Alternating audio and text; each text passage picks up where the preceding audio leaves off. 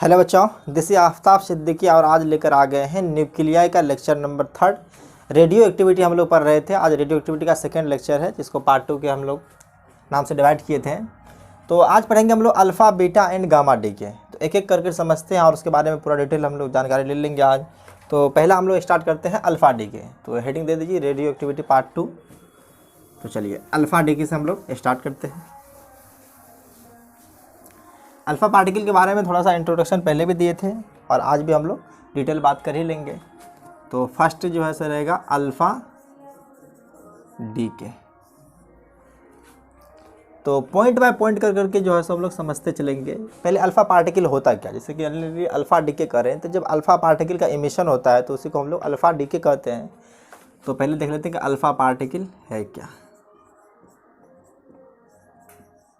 Alpha particle के अंदर जब इमिशन होती है या अल्फ़ा डीके होता है तो किसी भी पेरेंट न्यूक्लियाई, यानी कि जिस न्यूक्लियाई से अल्फ़ा पार्टिकल इमिट करता है उसको पेरेंट कहते हैं, और जो निकलने के बाद न्यूक्लियाई बचेगा उसको डॉटर कहेंगे। तो अभी हम लोग उसको लिखेंगे। तो जब पेरेंट न्यूक्लियाई से 2 प्रोटॉन और 2 न्यूट्रॉन इमिट करता है तब हम उसको कहते हैं कि जो अल्फ़ा इमिशन हुआ है।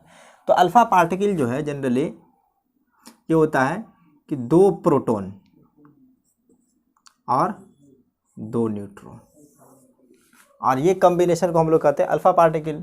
अभी अल्फ़ा पार्टिकल जनरली इसको जो है सो जनरली अगर हम बात करें तो ये जो न्यूक्लियाई हीलियम का होता है, हीलियम के न्यूक्लियाई को भी देखेंगे तो उसके अंदर 2 प्रोटॉन और 2 न्यूट्रॉन होते हैं।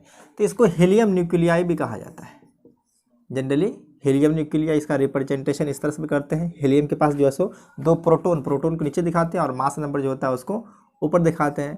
तो 4 होता है। चाहे तो इसको इस तरह से भी कभी भी रिप्रेजेंट किया जाता है, नीचे 2 और ऊपर 4। तो किसी भी न्यूक्लियाई का रिप्रेजेंटेशन जो होता है, जैसे कि यहाँ पे एलिमेंट हीलियम है तो हीलियम के न्यूक्लियाई के अंदर 2 प्रोटॉन है और जो न्यूक्लियन है वो 4 है। तो इसका मतलब है कि प्रोटॉन और न्यूट्रॉन मिलकर के 4 है।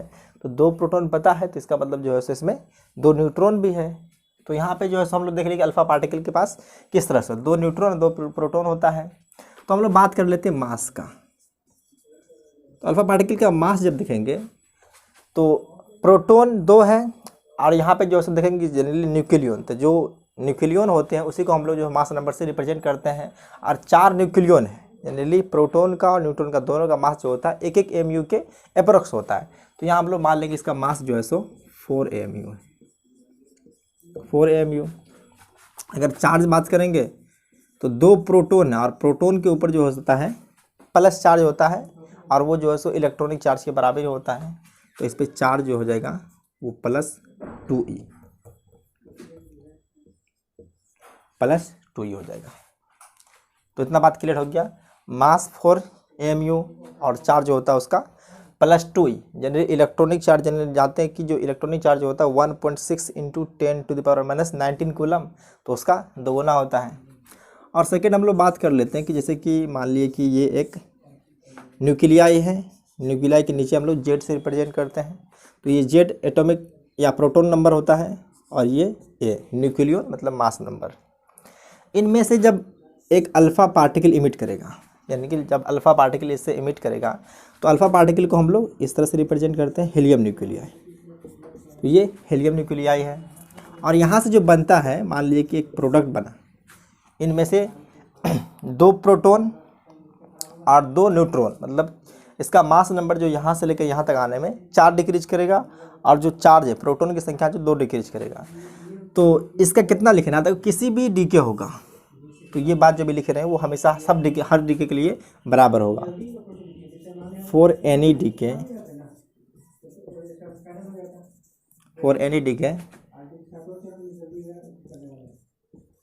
मास number and atomic number for any decay sum of mass number.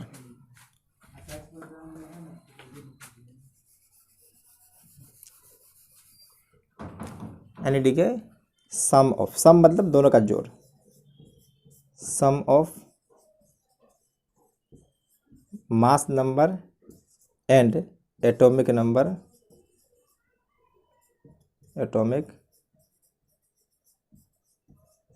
Number remain same.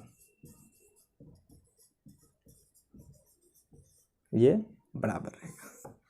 तो आप देखते हैं कि यहाँ पे मान के चलिए इसका एटॉमिक नंबर Z है, तो इसमें जो 2 एटॉमिक नंबर, इसका 2 एटॉमिक है, तो यहाँ से बात है यहाँ पे यहाँ तक आने के लिए जो है हमको 2 एटॉमिक नंबर माइनस करेंगे, तभी दोनों तरफ हम लोग क्या करेंगे, एटॉमिक नंबर को ऐड करते हैं। देखिए यहाँ पे Z है तो 2 और Z-2 है, तो दोनों मिला करके Z ही हो जाएगा।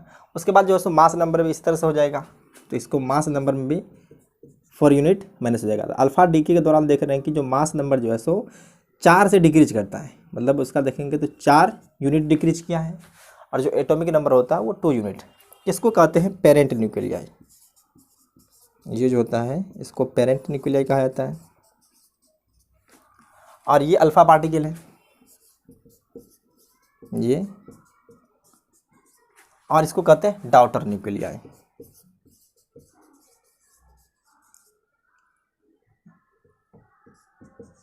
Daughter nuclei. तो आप पेरेंट न्यूक्लियाई जो है टूट करके एक अल्फा पार्टिकल और एक डॉटर न्यूक्लियाई में कन्वर्ट हो चुका है। अगर इसका हम लोग एग्जाम्पल देखेंगे तो सबसे बड़ा एग्जाम्पल जो है फेमस है यूरेनियम का न्यूक्लियाई। अगर यूरेनियम का देखेंगे एटॉमिक नंबर जो होता है वो 92 और ये होता है 238। अब इससे जब अल्फा पार्टिकल निकलेगा तो मान लिए कि ये अल्फा पार्टिकल है, जनरली हम उसको रिप्रेजेंट करें हीलियम के न्यूक्लियाई से। तो अब जो बचेगा, तो अब देखिए ये 92, तो इसमें जो आप आने वाला है तो इसमें से 2 एटॉमिक नंबर माइनस करेंगे तो कितना बनेगा, 90 बचेगा। और 90 में जो एलिमेंट है वो थोरियम होता है, तो यहाँ पे थोरियम लिखेंगे, और इसका जो एटॉमिक नंबर है वो 90 होता है, और मास नंबर 4 से डिक्रीज करेगा तो ये है 34। तो ये एग्जाम्पल है। लेकिन साथ साथ जो है जब alpha beta and gamma emission होता है तो बहुत सारा एनर्जी भी रिलीज होता है, यही है रिलीज एनर्जी। इसको हम लोग ये एनर्जी रिलीज होगा। जनरली आप देखेंगे तो ये मेगा इलेक्ट्रॉन वोल्ट में होगा, और ये एनर्जी कितना रिलीज करेगा इसको भी हम लोग निकालेंगे। तो पहले आप देख लीजिए कि जो अल्फा पार्टिकल होता है क्या है। तो अल्फा पार्टिकल इमिशन, इससे मान लीजिए कि अगर कोई यहाँ पे मान लीजिए कि एक पेरेंट न्यूक्लियाई है, इससे अल्फा पार्टिकल निकला है, इससे मान लीजिए अल्फा पार्टिकल निकला है, तो अल्फा पार्टिकल मतलब क्या, 2 प्रोटॉन और 2 न्यूट्रॉन। तो अब जो बचेगा तो इनमें से क्या होगा कि जो इसका एटॉमिक नंबर होगा 2 प्रोटॉन भी कम होगा और 2 न्यूट्रॉन भी कम होगा। तो प्रोटॉन और न्यूट्रॉन का सम जो होता है उसको हम लोग जनरली मास नंबर कहते हैं। तो ये बचेगा डॉटर न्यूक्लियाई, डॉटर न्यूक्लियाई। जब भी अल्फा पार्टिकल इमिट करेगा तो मास नंबर जो है वो 4 यूनिट डिक्रीज करेगा, और जो एटॉमिक नंबर है वो 2 यूनिट। तो यहाँ पे देख लिए इसको किस तरह से अल्फा पार्टिकल को हम लोग इमिशन का लिखते हैं। तो ये अल्फा पार्टिकल का रिएक्शन है। तो अब हम लोग जो है सो देखेंगे यहाँ पे जो एनर्जी आया वो एनर्जी किस वजह से आया है। तो अभी अगर आप देखेंगे बारीकी से, न्यूक्लियाई के अंदर जब न्यूक्लियाई का फॉर्मेशन होता है तो जैसे कि आप प्रोटॉन का मास और न्यूट्रॉन का मास दोनों को इंडिविजुअली मेजर करेंगे, और उसके बाद जब दोनों मिल करके न्यूक्लियाई फॉर्मेशन करता है तो इन दोनों का जो मास इंडिविजुअली था उन दोनों का सम और जो न्यूक्लियाई का मास है उसमें डिफरेंस आ जाता है। क्योंकि जब वो अलग था तो उसका मास कुछ ज़्यादा होता है, जब उसको कंबाइन होता है तो उस समय जो होता है कि मास डिफेक्ट आ जाता है। तो मास डिफेक्ट मतलब क्या, मास डिसअपियर हो जाता है, और वही मास डिसअपियर जो होता है वो एनर्जी के रूप में कन्वर्ट हो जाती है। जैसे आइंस्टीन फेमस इक्वेशन को आप जानते हैं कि कोई भी मास जो है सो एनर्जी में कन्वर्ट हो सकता है, और जो एनर्जी है वो मास में कन्वर्ट हो सकता है। तो यहाँ पे जो यहाँ पे जो एनर्जी रिलीज हुई है वो मास की वजह से, अगर यहाँ पे देखेंगे तो अभी हम लोग निकालेंगे इसमें, तो ये जो 238 लिखे थे ये मास नंबर है, और उसके बाद जो है सो मास यानी कि एटॉमिक वेट जो होता है वो आइसोटोपिक इफेक्ट वजह से कुछ फ्रैक्शन भी आ जाता है। क्योंकि आप यूरेनियम का तो हम पार्टिकुलर एक न्यूक्लियर लिए हैं, तो यूरेनियम का कई सारा आइसोटॉप्स होता है। तो आइसोटॉप्स मतलब समझ रहे हैं कि बात पहले भी की है कि ऐसा एलिमेंट जिसका एटॉमिक नंबर सेम हो लेकिन मास नंबर डिफरेंट हो, तो सभी का कॉम्बिनेशन को लेकर के जो एवरेज एटॉमिक वेट होता है उसी को हम लोग जो है सो मास से रिप्रेजेंट करते हैं या वेट से रिप्रेजेंट करते हैं। तो उसको भी देखेंगे। तो ये एनर्जी जो आया है ड्यू टू मास डिसअपियर, ये हुआ है ड्यू टू मास डिफेक्ट, मतलब मास में कुछ कमी आया है, उसी की वजह से ये एनर्जी रिलीज होती है। अब जैसे कि ये टूटा हुआ तो इनका मास और इन दोनों का मास जो होगा, इन दोनों का मास मिला करके भी अगर देखेंगे तो इससे कम होता है। तो उसको हम लोग देखते हैं। तो इतना को नोट कीजिए तब तक। तो थर्ड पॉइंट हमारे वाला है एनर्जी जो सो डीके के दौरान मिला है उसको कहाँ देखते हैं। एनर्जी इन डी के, यही किसकी वजह से आया है, मास डिफेक्ट की वजह से, मास डिफेक्ट। तो अभी हम लोग जब रिएक्शन लिखे थे तो रिएक्शन में क्या था कि ये पेरेंट न्यूक्लियाई है, इसका एटॉमिक नंबर Z और मास नंबर जो है वो A है। इनमें से एक अल्फा पार्टिकल इमिट किया है, तो मान लें कि जो अल्फा पार्टिकल है, अल्फा पार्टिकल को जनरली हम लोग हीलियम के न्यूक्लियाई से रिप्रेजेंट करते हैं, तो इसको ऐसे भी लिख सकते हैं कि He, तो ये हो जाएगा 2 4 प्लस। अब ये Y जो आया है, Y का जो Z होगा वो Z माइनस 2, मतलब एटॉमिक नंबर 2 से डिक्रीज करेगा और मास नंबर है वो 4 से डिक्रीज करेगा। तो इस तरह से होगा, और बहुत सारा एनर्जी भी रिलीज आता है, बहुत सारा एनर्जी रिलीज होती है। तो मास डिफेक्ट यहाँ से हम लोग निकालेंगे, तो मास डिफेक्ट कुछ इस तरह से होता है।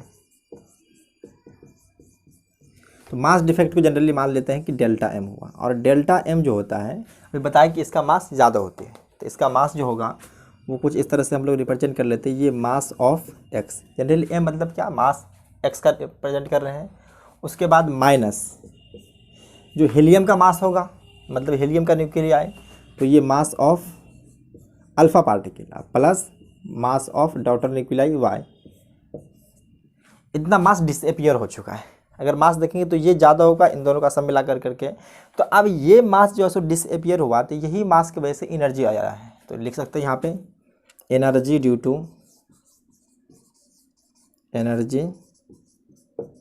To delta M. तो डेल्टा एम की वजह से आप जानते हैं कि आइंस्टीन के इक्वेशन से E equal to M C square होता है, sorry E equal to M C square. तो यहाँ से हम लोग लिख सकते हैं जो एनर्जी आया है वो डेल्टा एम सी स्क्वायर, और ये डेल्टा एम जो है सो यही है। तो यहाँ से हम लोग इसको लिखेंगे, तो ये हो जाएगा m x minus m alpha particle plus m y into c square. अब देखिए ये सब जो है जनरली हम लोग अगर एसआई यूनिट में बात करेंगे तो ये सब ग्राम में रखते हैं। तो ग्राम में अगर रखेंगे, सॉरी इसको कीचो में केजी में रखेंगे, मास का जो एसआई यूनिट होता है वो केजी होता है। अगर इनको भी केजी में रखेंगे, सबको केजी में रखेंगे, और सी का जो है सो आप जानते हैं ये स्पीड ऑफ लाइट होता है। तो इन सबको अगर मल्टीप्लाई करके हम लोग स्क्वायर करेंगे तो ये एनर्जी जो आने वाला है वो जूल में आएगा। तो लेकिन हम लोग इतना करने नहीं जाएंगे, शॉर्टकट तरीका अपनाएंगे जिससे आसानी से निकाल सकते हैं। तो एक शॉर्टकट है, क्योंकि अभी जो मास हम लोग देख रहे हैं क्योंकि एक एक एटम को लेकर चल रहे हैं। जनरली अगर इसका एक एटम लेकर चल रहे हैं तो सारा का एक एटम का होता है जो एटॉमिक मास होता है। जनरली हम लोग एक एटम का मास जब भी बात करेंगे तो वो AMU में होता है। तो इस समय हम लोग इन सबको AMU में रख देंगे, तो यहाँ से जो एनर्जी आने वाला है वो मेगा इलेक्ट्रॉन वोल्ट में हम लोग कलेक्ट करेंगे। जिस तरह से इलेक्ट्रॉन वोल्ट क्वांटम लेवल पे जब भी एनर्जी का हम लोग मेजरमेंट करते हैं तो उस समय इलेक्ट्रॉन वोल्ट होता है। अब मेगा इलेक्ट्रॉन मतलब 10⁶। तो इसको निकालने के लिए हम लोग शॉर्टकट तरीका अपनाएंगे कि जो E equal to m x minus m alpha particle का mass into m y into कर देंगे 931.5 मेगा इलेक्ट्रॉन वोल्ट। कंडीशन ये है कि ये सारा मास जो है, ये सारा मास होना चाहिए AMU में, एटॉमिक मास यूनिट। अगर केजी में अगर देखेंगे तो 1.66 इंटू 10⁻⁻⁻ में 27 kg के इक्वल होता है। तो ये एनर्जी आ गया है। तो अगर हम लोग जब भी एनर्जी निकालेंगे, इसे मान के चलिए एनर्जी ड्यू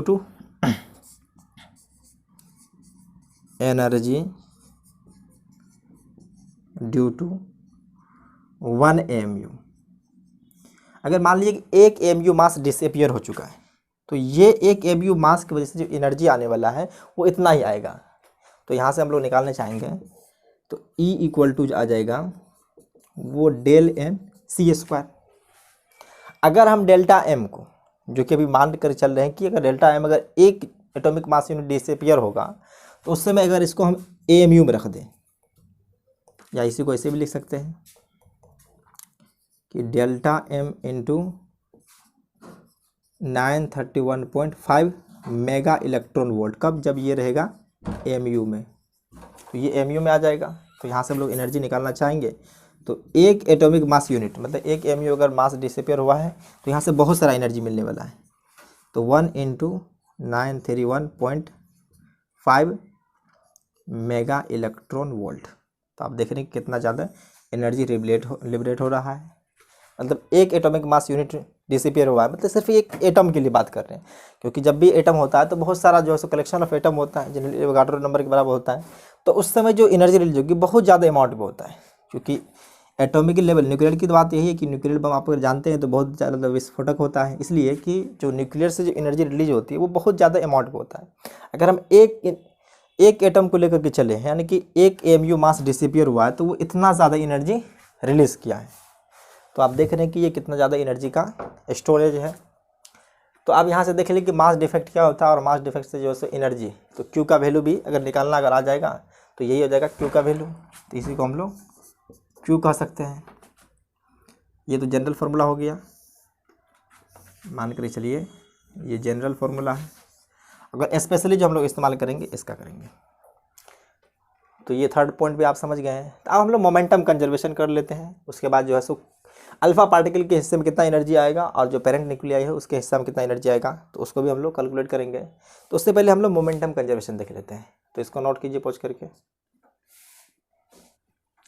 तो फोर्थ पॉइंट में हम लोग आते हैं momentum conservation. Momentum conservation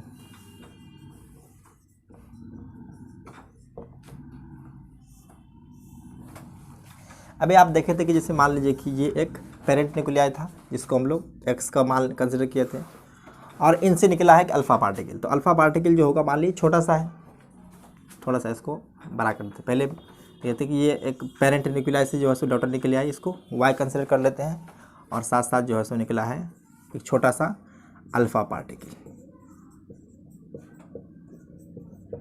alpha particle है ये। अगर इनिशियली देखेंगे तो जो पेरेंट न्यूक्लियाई है, ये है पेरेंट न्यूक्लियाई। तो ये पेरेंट न्यूक्लियाई रेस्ट में होगा, ये होगा जनरली शुरुआत में ये रेस्ट में। अगर रेस्ट में अगर ये है तो यहाँ पे देखेंगे कि जो इनिशियल मोमेंटम है तो वो इनिशियल मोमेंटम जीरो होगा, क्योंकि मास इनटू स्पीड, तो स्पीड जो हो जाएगा वो जीरो है, क्योंकि रेस्ट में है तो इसका मतलब इसका स्पीड जीरो है। तो यहाँ से लेकर इस दौरान जो देखेंगे तो आप किसी भी तरह का एक्सटर्नल फोर्स नहीं है।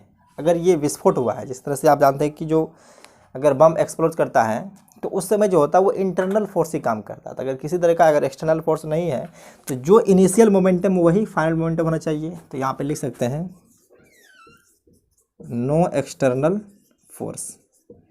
अगर कोई एक्सटर्नल फोर्स नहीं हुआ है तो फाइनल मोमेंटम भी जो होगा वो ज़ीरो ही होगा।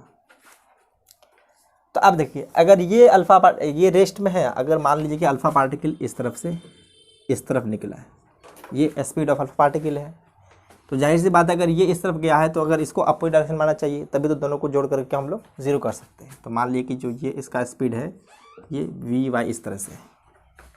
अब यहाँ से हम लोग निकाल सकते हैं। तो दोनों का मोमेंटम को हम लोग ऐड करेंगे। तो इसका मास मान लेते हैं कि एम वाई है, तो ये हो जाएगा। अगर इसको मान लिए कि इस डायरेक्शन को हम लोग पॉजिटिव कंसिडर कर लेते हैं, इस डायरेक्शन को पॉजिटिव कंसिडर कर लिए हैं, तो अल्फा पार्टिकल को ले लेते हैं पहले। तो ये हो जाएगा मास of alpha particle into speed या वेलोसिटी ऑफ अल्फा पार्टिकल, इस डायरेक्शन में है। और उसके बाद देखेंगे तो ये इस अपोजिट डायरेक्शन में, तो माइनस साइन लगा देते हैं यहाँ से। तो minus mass of daughter nuclei Y और स्पीड या वेलोसिटी इसका, तो इन दोनों को मिला करके ज़ीरो। क्योंकि देखेंगे तो टोटल मोमेंटम यही है। तो आप इसको जो है सो हम लोग इसे कर सकते हैं, जो मास of alpha particle into mass of gamma particle और वी वाई, ये है मोमेंटम ऑफ अल्फा पार्टिकल, और ये जो है सो मोमेंटम ऑफ डॉटर न्यूक्लियाई। अगर देखें दोनों का मोमेंटम जो है सो बराबर है लेकिन डायरेक्शन अपोजिट है, तो अगर हम लोग यहाँ से चाहेंगे तो दोनों को मोड कर करके इस तरह से कर सकते हैं, इस तरह से पी लिख सकते हैं। दोनों का मोमेंटम इक्वल है, इन दोनों का मोमेंटम जो है सो इक्वल है। तो अब यहाँ से हम लोग एनर्जी भी कैलकुलेट कर सकते हैं।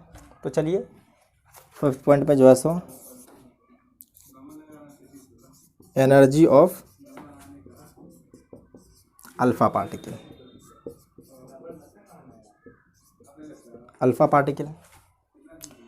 तो अब जो जिस तरह से यहाँ पे जो एनर्जी रिलीज़ हुआ है, मान लेते हैं कि ये क्यू एनर्जी रिलीज हुआ है, तो ये क्यू एनर्जी रिलीज हुआ, तो इस क्यू एनर्जी को हम लोग कैलकुलेट कर सकते हैं, और कैलकुलेट करने का तरीका बता दिए थे कि उसको जो है डेल्टा एम इक्वल टू ये क्यू जो है क्यू होगा delta M into c square. इससे हम लोग एनर्जी का वैल्यू कैलकुलेट कर सकते हैं। और इसमें से अल्फ़ा पार्टिकल को कितना एनर्जी मिलेगा, तो उसके लिए हम लोग कैलकुलेट करते हैं। तो जो टोटल एनर्जी है जो क्यू है वो हो जाएगा एनर्जी ऑफ अल्फ़ा पार्टिकल, क्योंकि यहाँ पे दो ही चीज़ डिस्ट्रीब्यूट हुआ है तो वो एनर्जी दोनों में डिस्ट्रीब्यूट होगा। तो ये एनर्जी अल्फ़ा पार्टिकल को मिलेगा और जो डॉटर न्यूक्लियाई है वाई, तो इन दोनों को मिलेगा।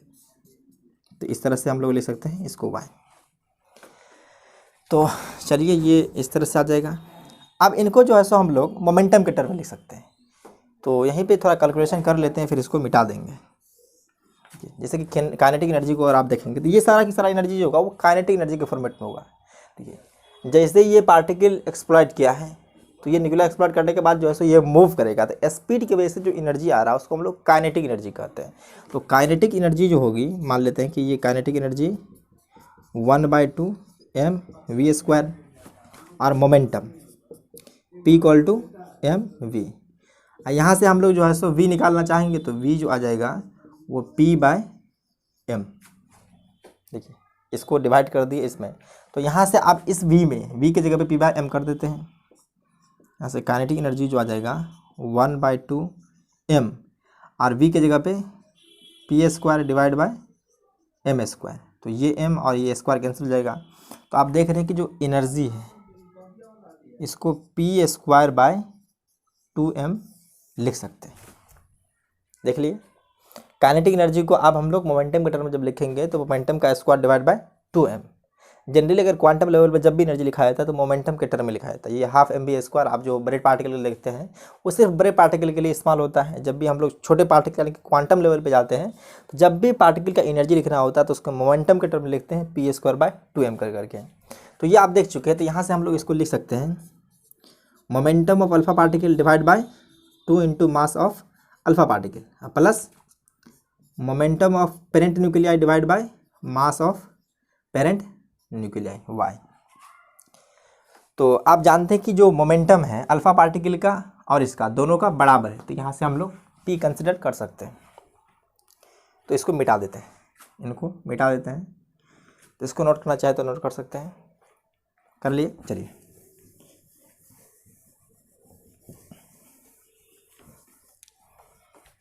अब इसके बाद यहाँ से बाद हम लोग यहाँ पे लिख रहे हैं तो इसको लिख सकते हैं Q =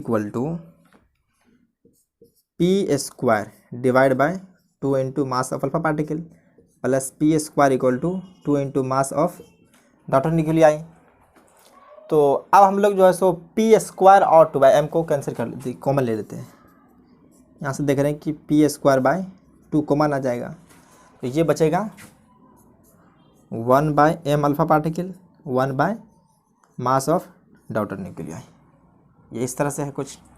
आप देखिए ये दोनों का एलसीएम लेंगे तो ये इस तरफ जाएगा और ये इस तरफ जाएगा। इस 2 को उस तरफ डिवाइड कर देते हैं। अभी रहने दीजिए, थोड़ा सा और कर लेते हैं। p² divide by 2m into my plus m alpha divide by m alpha into my। ये हो गया है। इसको मिटाने वाले हैं, इसको भी नोट कर लीजिए। तो चलिए अब यहाँ से आपको इंडिविजुअली दोनों का एनर्जी निकल जाएगा। तो अब जो p का हम लोग वैल्यू निकाल लेते हैं। तो p का वैल्यू निकालेंगे, देखिए ये सॉरी m तो यहाँ पे नहीं रहेगा, सिर्फ 2 ही रहेगा, यहाँ पे 2 रहेगा। तो अब देखिए इसको p² = क्या 2m अल्फ़ा इंटू my इस तरफ आ जाएगा। p² = 2q m alpha into my divide by m alpha plus my। इसको आप देख सकते हैं, यहाँ से देख सकते हैं कि ये 2 इस तरफ जाएगा, 2q हो गया, और m अल्फ़ा इंटू my इनको भी मल्टीप्लाई कर दिया है। और उसके बाद ये जो ऊपर है उसको उससे डिवाइड कर दिया है।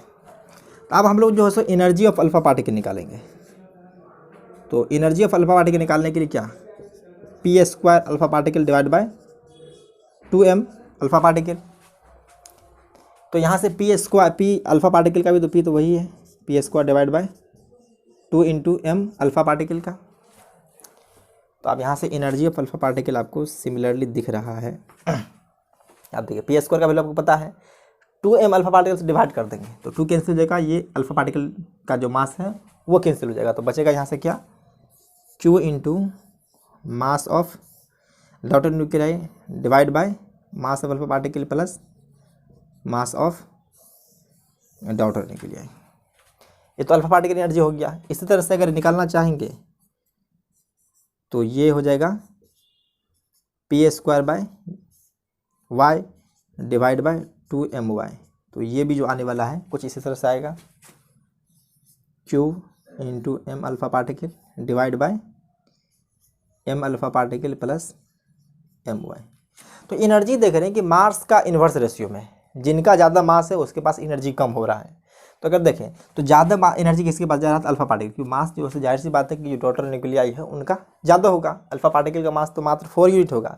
लेकिन अभी देखे थे थोरियम के केस में, तो थोरियम के केस में देखे थे यहाँ पे जो है सो इसका 90 सॉरी यहाँ पे इसका 234 था और इसका जो 238 था, तो उसमें से 4 ही यूनिट जो है सो मास इनका था, बाद बाकी 234 मतलब 234 यूनिट इनका था। तो ज़्यादा मास उसके पास सॉरी ज़्यादा एनर्जी उसके पास जाएगा जिसका मास कम होगा। तो जाहिर सी बात है अगर आप देखिए गोली फायरिंग करते हैं तो गोली जो फायरिंग होती है तो उस समय जो है मोमेंटम कंजर्वेशन तभी भी वैलिड है।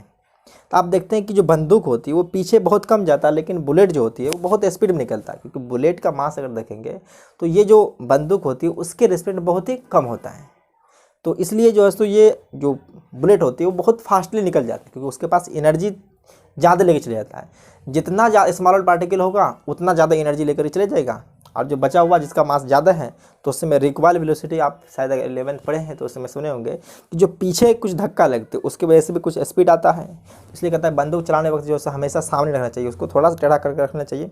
जैसे बुलेट निकलती है तो पीछे भी एक धक्का लगती है, धक्का लगने की वजह से जैसे कि अल्फा पार्टिकल जब आगे गया है यहाँ से डॉटर न्यूक्लियाई पीछे निकला है, तो कुछ ये तो ज़्यादा एनर्जी लेके जाएगा क्योंकि इसके पास स्पीड ज़्यादा होगी, क्योंकि मास जिसका जितना कम रहेगा उसके पास एनर्जी उतना ज़्यादा होगी। तो अल्फा पार्टिकल जो है सो ज़्यादा एनर्जी लेके चले जाएगा और इसके पास जो है सो कम एनर्जी बचेगा, क्योंकि देख रहे हैं कि जो मास एनर्जी है वो इन्वर्स मास रेशियो में, ये मास इंटू अल्फा पार्टिकल, तो अल्फा पार्टिकल मास छोटा है तो इसका मतलब जो है सो एनर्जी जो होगा वो कम लेके जाएगा। तो इसको नोट कीजिए, इस पर क्वेश्चन करते हैं हम लोग। तो नोट कर लिए, तो चलिए इसको मिटा देते हैं, इसी पे क्वेश्चन लेते हैं हम लोग। अभी देखिए दोनों का एनर्जी साइड में लिख देते हैं और इनको हम लोग कैलकुलेट करेंगे।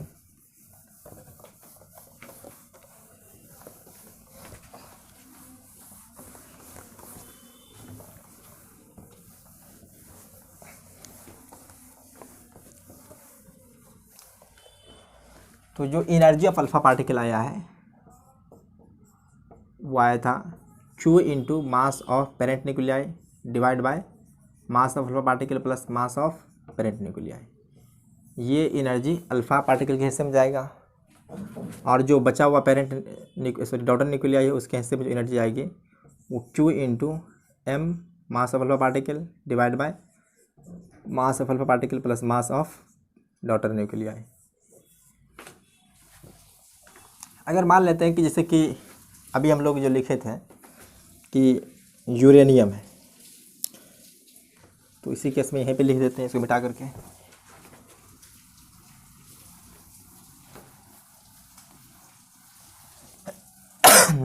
तो चलिए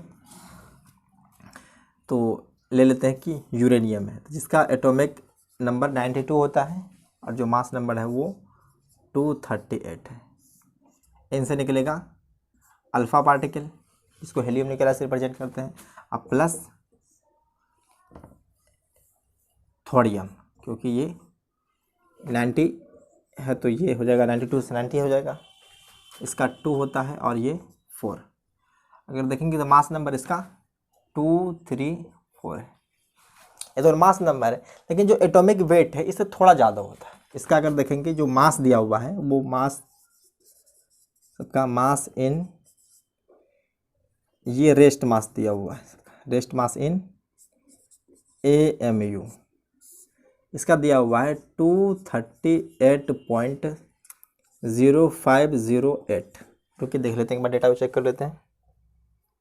ठीक है, ये भी। उसके बाद इसका अगर मास देखेंगे तो ये दिया हुआ 4.0020, और ये भी AMU में, ये जितना भी मास दिया हुआ है सारा का सारा AMU में दिया हुआ है।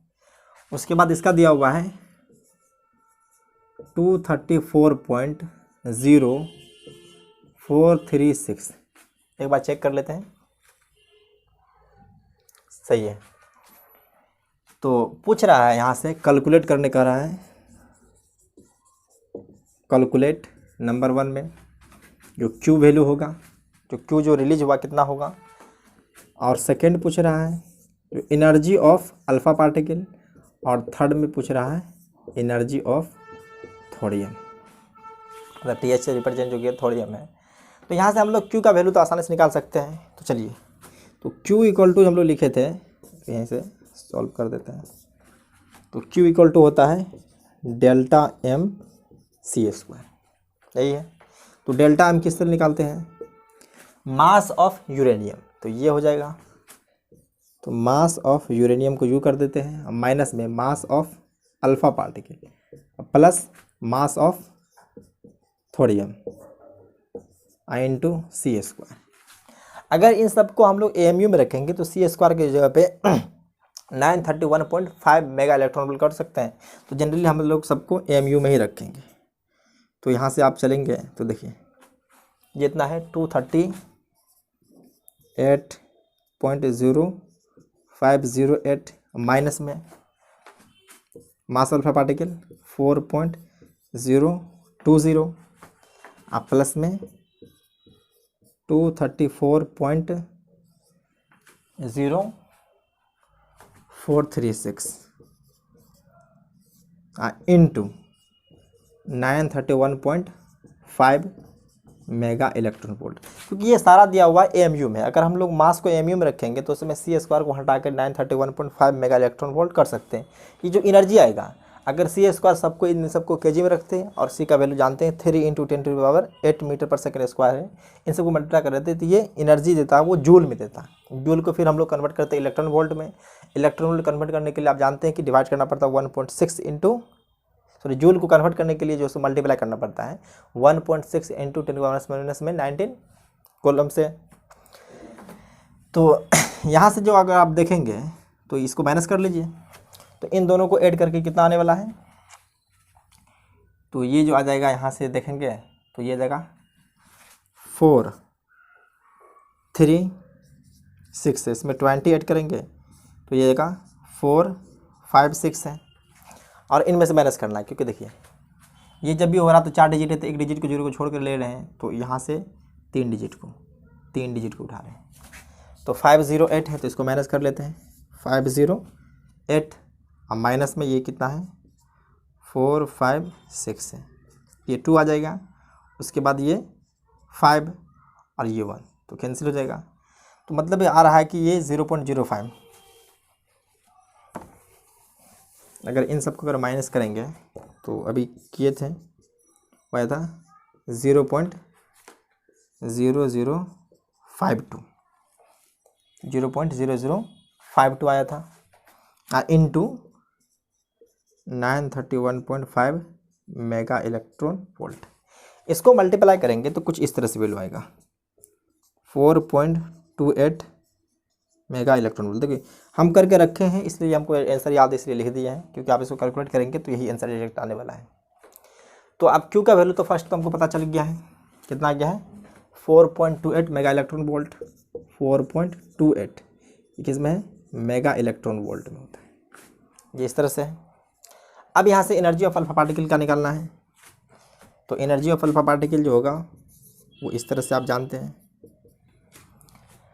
तो total energy into mass of daughter nuclei divide bye ये फॉर्मूला, टोटल मास तो मास of alpha particle mass of daughter nuclei, ये हो जाएगा। तो यहाँ से आप इस सबका वैल्यू रखेंगे तो एनर्जी ऑफ अल्फा पार्टिकल जो आएगा वो 4.02 मेगा इलेक्ट्रॉन वोल्ट। अब देख रहे हैं टोटल एनर्जी कितना है 4.28 है, उसमें जो है सो 4.08 मेगा इलेक्ट्रॉन वोल्ट किसके पास चले जाता है, ये अल्फा पार्टिकल के पास। बताए थे जिस तरह से आप बुलेट को फायर करते हैं तो उसमें बंदूक के पास जो होती है वो गन के पास मान के चलिए वो कम स्पीड एनर्जी आता है, लेकिन सारा एनर्जी जो है सो बुलेट के पास चले जाता है। जो जितना छोटा पार्टिकल रहेगा वो उतना ज़्यादा एनर्जी लेके चले जाएगा।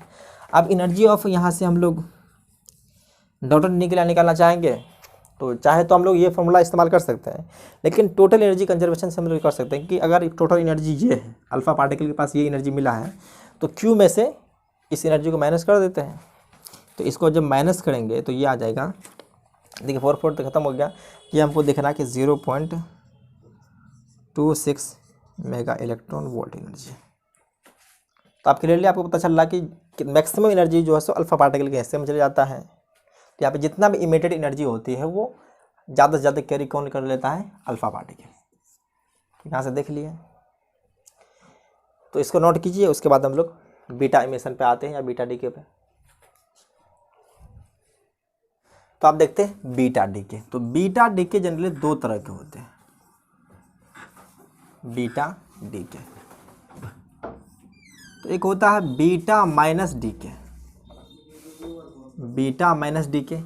इसको हम लोग रिप्रेजेंट इस तरह से कुछ करते हैं, इसको यहाँ पे -1 लिखते हैं और इसका जो है सो ऊपर 0 लिखते हैं, या इसको चाहे तो इस तरह से भी लिखा जाता है कभी कभी, -1 और 0। और आप देखेंगे तो ये इलेक्ट्रॉन है, क्योंकि बीटा माइनस जब डीके होगा तो उस समय हम लोग कहते हैं इलेक्ट्रॉन इमिट किया है। उसके बाद इसी तरह से एक होता है beta plus decay, beta plus decay. तो इसमें जो होगा उसको रिप्रेजेंट कुछ इस तरह से करते हैं, इसका +1 यूनिट चार्ज हो जाएगा और मास जो हो जाएगा वो 0 हो जाएगा। ये जो एंटी पार्टिकल ऑफ इलेक्ट्रॉन किसको भी कहा जाता है, जैसे कि +1 और इसका 0 है तो इसको पॉजिट्रॉन बोला जाता है, पॉजिट्रॉन। तो कुछ इस तरह से है। तो पहले हम लोग बीटा माइनस डीके देख लेते हैं। तो फर्स्ट जो है ये, तो अगर देखेंगे तो फर्स्ट नंबर हम लोग मान लेते हैं अल्फा डीके, तो ये हो जाएगा बीटा डीके। स्टार्ट कर देते हैं। तो बीटा माइनस डीके हम लोग देख लेते हैं, बीटा माइनस डीके। तो बीटा माइनस डीके में अगर देखेंगे तो बीटा पार्टिकल का जो मास होता है वो 0 लगभग होता है। अगर इसका मास देखेंगे तो इलेक्ट्रॉन का मास अगर देखेंगे तो प्रोटॉन और न्यूट्रॉन के रिस्पेक्ट जो होता है वो नेग्लिजिबल होता है, क्योंकि ये 10⁻31 kg के टर्म में होता है। और प्रोटॉन न्यूट्रॉन को देखेंगे तो 10⁻27 होता है। लगभग देखेंगे तो 1000 टाइम्स का जो है सो डिफरेंस होता है, लगभग 1800 का ज़्यादा, 1800 के मिलाने जो है डिफरेंस होता है। तो मास जो है बीटा पार्टिकल का 0 मान लेते हैं। मानना क्या है, इसको जो है सो कंसिडर ही किया जाता है। उसके बाद चार्ज देखेंगे तो चार्ज जो है सो -1 है, चार्ज -1 आ जाएगा। तो अब हम लोग यहाँ से कोई रिएक्शन ले लेते हैं सेकेंड में। जैसे कि मान लीजिए कि एक पेरेंट न्यूक्लियाई है, तो इसका एटॉमिक नंबर Z और मास नंबर A है। तो इनसे अगर एक बीटा पार्टिकल निकलेगा तो कुछ इस तरह से होगा। तो मान लीजिए कि माइनस और 0 प्लस में। अब जो ये डॉटर न्यूक्लियाई आया है तो उसका देखिए, हम बताते हैं किसी भी डीके के दौरान या किसी भी इमिशन के दौरान जो होता है वो एटॉमिक नंबर और मास नंबर दोनों तरफ का जो है सम होना चाहिए, वो बराबर होना चाहिए। तो अगर इसका Z इसका -1 है तो इसका कितना हो जाएगा, Z + 1 हो जाएगा। और इनका मास 0 होता है, इसका मास जो है सो सेम रहेगा। और साथ साथ जो है सो यहाँ पे एक एंटी न्यूट्रॉन निकलता है। देखिए ये एंटी न्यूट्रॉन क्यों निकला इसके बारे में हम बाद में डिस्कस करेंगे। तो समझ लीजिए कि पहले जिस तरह से ये एनर्जी निकलते थे तो यहाँ पे एक एंटी न्यूट्रॉन है, ये भी एनर्जी को ही लेकर के निकल जाता है। इसलिए हम लोग इसको स्पिन कंजर्वेशन के लिए और एनर्जी कंजर्वेशन के लिए इसका इस्तेमाल किया जाता है। तो ये है एंटी न्यूट्रिनो, एंटी न्यूट्रिनो। तो आप बताइए, क्योंकि अगर देखिए एंटी न्यूट्रिनो है तो कहीं ना कहीं इसके साथ न्यूट्रिनो भी होगा, तो वो जो होता है बीटा प्लस टी के में आता है। तो ये एंटी न्यूट्रिनो, इस तरह से कुछ रिएक्शन है। इसका एग्जाम्पल अगर देखेंगे तो मान लीजिए कि अगर कार्बन है तो कार्बन का जो एक आइसोटोप होता है वो 14 भी होता है, C6 14 वाला। तो इनमें से जो है सो एक बीटा पार्टिकल इमिट करेगा। मान लीजिए बीटा पार्टिकल इमिट किया है तो इसका एटॉमिक नंबर 1 बढ़ जाएगा। तो कार्बन का 6 होता है, तो इसके बाद जो आने वाला एलिमेंट है वो 7 होगा। तो 7 जानते हैं कि आप नाइट्रोजन का होता है, तो नाइट्रोजन हो जाएगा 7 और 14। अब देख रहे हैं कि यहाँ पे जो है सो इसका एटॉमिक नंबर इंक्रीज किया है, एटॉमिक नंबर इंक्रीज किया है और मास नंबर सेम है। तो इस समय अगर आप देख रहे हैं तो जनरली जो है सो ये n/p रेशियो को ही सेट करता है, क्योंकि अगर पहले में अगर भूल गए थे तो यहाँ पे देखेंगे तो n/p रेशियो अगर देखेंगे यहाँ पे तो वो होता है 8/n/p रेशियो।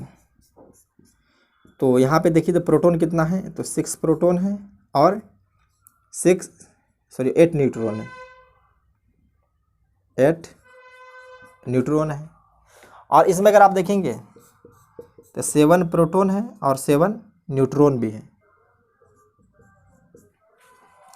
तो यहाँ पे अगर देखेंगे तो n/p रेशियो जो 8/6 है वो लगभग ग्रेटर देन 1 है।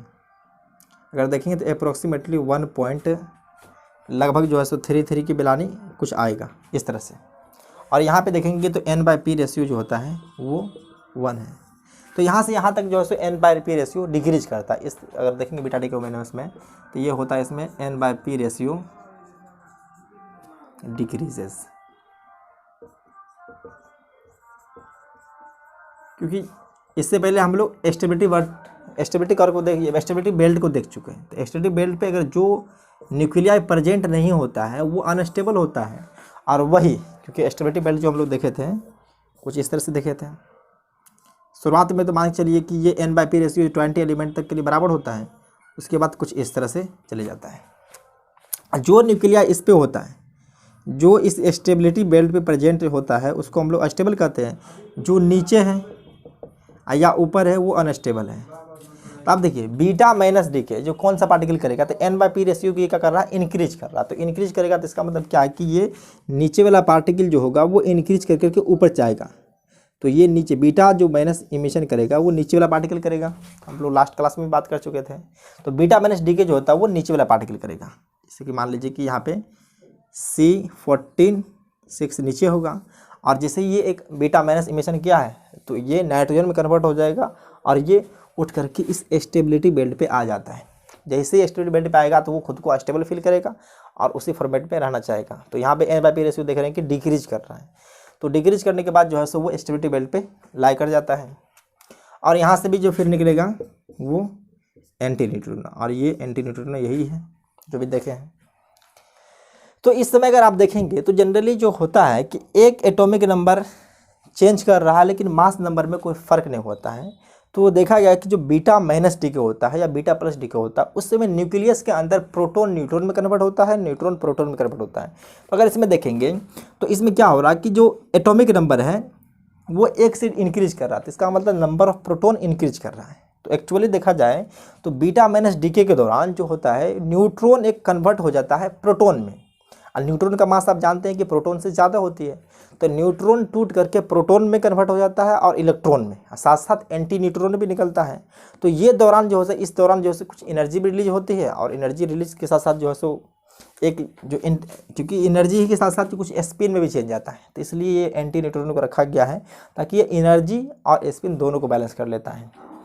तो इतना को नोट कीजिए। उसके बाद जो है हम लोग इसका रिएक्शन देखते हैं कि बीटा माइनस डीके के अंदर एक्चुअली होता क्या है। इसको लिखिए। तो एक्चुअली में बीटा डीके के अंदर जो होती है वो बीटा माइनस डीके के अंदर न्यूट्रॉन प्रोटॉन में कन्वर्ट हो जाता है न्यूक्लियस के अंदर। तो यहाँ पे वही बात को लिख देते हैं, actually during beta minus decay और neutron convert into proton inside nucleus. ये सब जो हो रहा है वो न्यूक्लियस के अंदर ही होता है। तो जनरली न्यूट्रॉन को अगर देखेंगे तो न्यूट्रॉन को हम लोग n से रिप्रेजेंट करते हैं, जिसका चार्ज जो होता है वो 0 और मास जो होता है वो लगभग 1 mu के बराबर होता है। अब ये कन्वर्ट हो चुका है प्रोटॉन में, ये प्रोटॉन है तो प्रोटॉन के पास चार्ज जो होता है वो 1 होता है, और इसका अगर मास भी देखेंगे तो लगभग 1 mu के बराबर ही होता है। और साथ साथ जो अगर देखेंगे इसको तो यहाँ से निकलेगा एक इलेक्ट्रॉन। इलेक्ट्रॉन पे चार्ज होता है -1 और जो मास होता है 0 होता है। तो अगर देखेंगे इस समय देखिए चार्ज भी बैलेंस है और मास भी बैलेंस है, साथ साथ निकलता है एक एंटी न्यूट्रॉन, क्योंकि ये एंटी न्यूट्रॉन का काम जो होता है वो मोमेंटम को एनर्जी को भी बैलेंस करता है और साथ साथ जो है स्पिन को भी बैलेंस करता है। और ये जो इलेक्ट्रॉन है ये ऑर्बिटल इलेक्ट्रॉन नहीं है, क्योंकि ये इलेक्ट्रॉन जो है सो ये कन्वर्जन के दौरान न्यूट्रॉन जब प्रोटॉन में कन्वर्ट हुआ है तो ये न्यूक्लियस के अंदर क्रिएट हुआ है। तो इसको अगर हम लिखना चाहें तो ये लिख सकते हैं this is not orbital electron, मतलब जो ऑर्बिट के अंदर रिवॉल्व कर रहा है वो इलेक्ट्रॉन नहीं है। This is not orbital electron,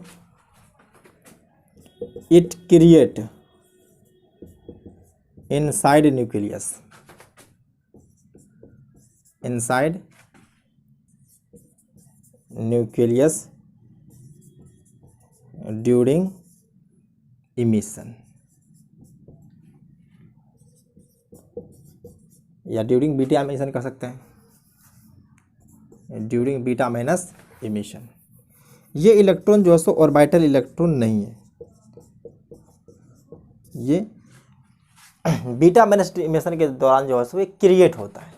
तो इलेक्ट्रॉन के बारे में कन्फ्यूजन नहीं होनी चाहिए कि इलेक्ट्रॉन जो है सो ऑर्बिटल इलेक्ट्रॉन। आप जानते हैं कि एटम के अंदर जो है सो इलेक्ट्रॉन होते हैं और इलेक्ट्रॉन जो होते हैं वो ऑर्बिट में रिवॉल्व करते हैं। तो वो ये इलेक्ट्रॉन जो क्रिएट हुआ ये न्यूक्लियस के अंदर हुआ, क्योंकि प्रोटॉन जैसे न्यूट्रॉन जैसे कन्वर्ट हुआ प्रोटॉन में तो वहाँ पे एक इलेक्ट्रॉन जनरेट होता है और ये इलेक्ट्रॉन जनरेट जो होती है वो बाहर आता है न्यूक्लियस से, और न्यूक्लियस से बाहर आएगा तो वो एटम से ही बाहर आ जाता है। तो ये न्यूट्रॉन, आप इसके बारे में बात कर लें, ये है एंटी न्यूट्रिनो, एंटी न्यूट्रिनो। ये सजेस्ट किया गया था पॉली के द्वारा, सजेस्टेड बाय पॉली। पॉली के बारे में बात करेंगे तो वो न्यूक्लियर फिजिक्स के अंदर जो है उसका बहुत अहम रोल है। तो उन्होंने बताया था कि ये देखिए इनका इस्तेमाल, अब क्वेश्चन है कि ये ऐसा क्यों हुआ, तो क्वेश्चन है वाई। तो इसका काम होता है कंजर्वेशन ऑफ एनर्जी, क्योंकि अगर देखेंगे तो बीटा इमिशन के दौरान जो पेरेंट न्यूक्लियाई होते हैं और जो बीटा माइनस पार्टिकल होते हैं, मतलब बीटा पार्टिकल जो होते हैं, उन दोनों को अगर देखेंगे तो लगभग बीटा पार्टिकल का मास तो 0 ही है। अभी हम लोग बात किए थे कि जो जितना छोटा पार्टिकल रहेगा उसके पास उतना ज़्यादा एनर्जी होता है। तो ज़्यादा एनर्जी जो है सो बीटा पार्टिकल के पास होना चाहिए, लेकिन एक्चुअली देखा गया कि बीटा पार्टिकल के पास जो है सो एनर्जी रिलीज, जैसे मान के चलिए अगर यहाँ पे हम लोग एक रिएक्शन लिख लेते हैं, जैसे कि मान लीजिए एक्स है और यहाँ से बीटा पार्टिकल इमिट हुआ है, बीटा पार्टिकल इमिट हुआ है, तो बीटा माइनस इमिट हुआ है और ये वाई है। तो यहाँ से मान लीजिए कुछ एनर्जी आना चाहिए, क्योंकि अभी जो न्यूक्लियस के अंदर आप जानते हैं कि न्यूट्रॉन का मास ज़्यादा होता है, प्रोटॉन में कन्वर्ट हुआ है, तो यहाँ से लेकर के यहाँ तक आने में कुछ मास डिसअपियर होता है। तो वो मास जो डिसअपियर हुआ वो एनर्जी में कन्वर्ट होगा, और वो एनर्जी जो है अगर आप देखेंगे, मान के चलिए यहाँ से लेकर यहाँ तक आने में जो Q का वैल्यू है कुछ अप्रोक्सीमेटली मान लेते हैं कि 4 मेगा इलेक्ट्रॉन वोल्ट रिलीज हुआ है। और बीटा पार्टिकल के पास अगर देखा तो बीटा पार्टिकल के पास जो एनर्जी आया, एनर्जी ऑफ बीटा पार्टिकल अगर वो बात करें तो मान के चलिए ये 2.2 मेगा इलेक्ट्रॉन वोल्ट आया, और इसके पास तो लगभग एनर्जी 0, मान लीजिए कि इसके पास जो है सो 0.1 मेगा इलेक्ट्रॉन वोल्ट आया है।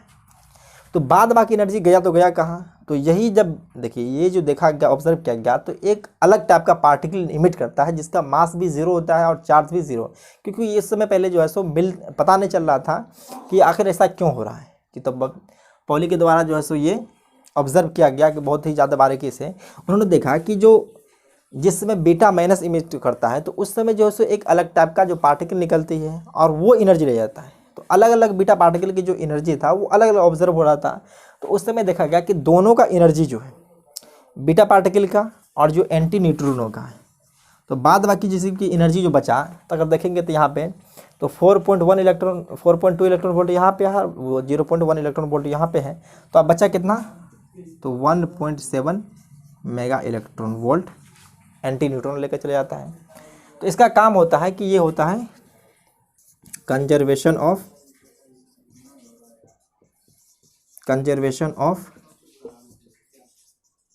एनर्जी। एनर्जी ही नहीं, साथ साथ ये स्पिन के बारे में, क्योंकि आप जानते हैं कि इससे पहले स्पिन का नाम अगर कहीं सुने हैं तो इलेक्ट्रॉन जो होता है जैसे कि ये रिवॉल्व तो करता ही है, साथ साथ अपने एक्सिस के अबाउट जो है सो वो रोटेट भी करता है। अगर क्लॉकवाइज रोटेट होता है तो उसको हम लोग +½ से रिप्रेजेंट करते हैं, और जब एंटी क्लॉकवाइज रोटेट होता है तो उसको -½ से रिप्रेजेंट करते हैं। तो ये स्पिन को भी बैलेंस करता है। तो अभी हम लोग रिएक्शन देख करके जो है सो भी पता लगाएंगे। तो and conservation of energy and spin momentum, क्योंकि न्यूक्लियस के पास जो होते हैं दो तरह के मोमेंटम होते हैं, एक होता है ऑर्बिटल एंगुलर मोमेंटम और ये होता है स्पिन एंगुलर मोमेंटम। तो ये सब एंगुलर मोमेंटम का ही टर्म है। तो ये स्पिन मोमेंटम को बैलेंस करता है।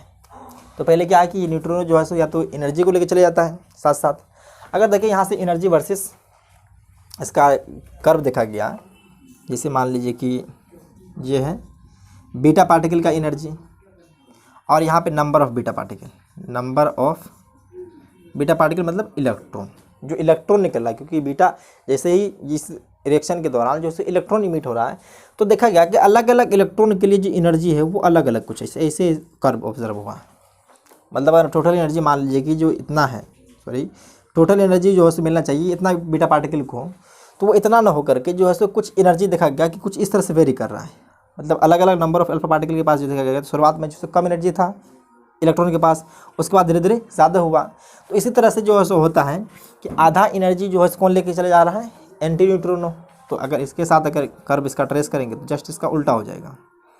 तो पहले एनर्जी जो है सो कुछ ऐसे होगा और ये इस तरह से कुछ एनर्जी लेकर के चले जाएगा। इस कर्व का जस्ट रिवर्स कर देते हैं, मान लीजिए कुछ इस तरह से, ये नंबर ऑफ एंटी न्यूट्रिनो। तो दोनों मिल करके एनर्जी को डिस्ट्रीब्यूट कर लेता है। तो यहाँ पे लिख सकते हैं, इसको लिख लीजिए।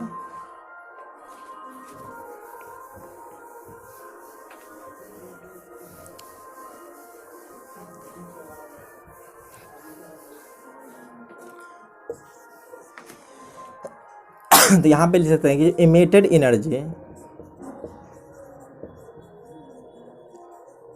Energy is distribute between beta particle and anti neutrino, beta minus particle and anti neutrino. मतलब इसको कुछ इस तरह से रिप्रेजेंट करते हैं। मतलब ये वी की तरफ लिख देते हैं थोड़ा सा और उसको ऊपर में डैश देते हैं। इसको रिप्रेजेंटेशन का तरीका है। तो जो टोटल एनर्जी मिला है तो वहाँ से पता चला कि ये जो इसको जो लिखते हैं ये एनर्जी को भी आधा लेके चाहिए था। मतलब आधा तो नहीं, लगभग देख लीजिए लगभग आधा के बराबर ही।